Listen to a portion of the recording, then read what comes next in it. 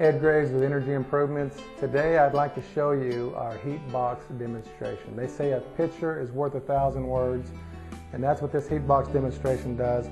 It assimilates an attic, two 250 watt heat lamps, two pieces of fiberglass insulation, and two thermometers on the bottom with some about 3, 4, or 5 inch probes underneath. So they're both sitting at about 80 degrees, and for visual I'm going to put it on this board because it's hard to see that thermometer. They're both sitting right at 80 degrees. And I'm going to put this energy shield, this energy improvement shield on one side and turn them both on. Now the side I put this shield on, it'll hold that thermometer within 2, 3, 4, 5 degrees. The other side will raise 10, 20, 30, 40 degrees. Now the best way to explain insulation is insulation works with heat the way a sponge works with water. If you take a sponge and you pour water into the top of that sponge, it's going to fill up, but when it's full, it's going to come right out the bottom. The water's going to come right out the bottom. It can only absorb and hold so much. Well, your insulation is millions of little air pockets, so it absorbs and collects heat. But when it's full, that heat transfers on in, and then your unit is working against it.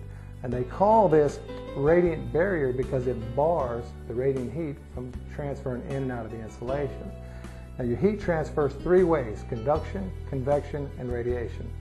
Conduction is direct heat flow. You put a pan on the stove and put a spoon in that pan, and you go answer the telephone and you come back, that spoon will be hot. Less than 5% of your heat gain or loss in your home is conduction. It could be 100 degrees outside, you won't feel that heat coming in and out of your walls. Convection is when your heat rises, and radiant heat is the movement of heat from a warm space to a cool space. So anything over 0 degrees gives off radiant heat. Our bodies, the stove, the sun, the fireplace, even the insulation in the attic. It doesn't matter if you have 5 or 15 inches of insulation, that heat's going to absorb through there, and then it transfers into the house, and then your unit is working against it all day long. That's why it cycles all day long. In the winter, the heat rises, absorbs through the insulation, and emits out. So we're either gaining or losing it through the ceiling. And some of the other aluminum type technology that we've seen at Sam's, you have aluminum bag. You can put frozen food in there, or you can put hot food in there. It keeps it frozen or hot for 2 to 3 hours to get home. You know, and we show people these little Avon bags that some of the ladies have showed us. You open it up and it's got aluminum. Some of the old candy wrappers have aluminum. One of our customers gave us this fire tent. It's what the force firefighters use. It's got a ripcord here, but it's an aluminum tent.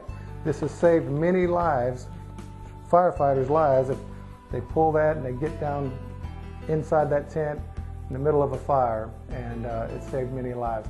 Now if I come back to the box, it's right here, it's 81, 80, maybe 82. It looks like it's about 81. This is 130.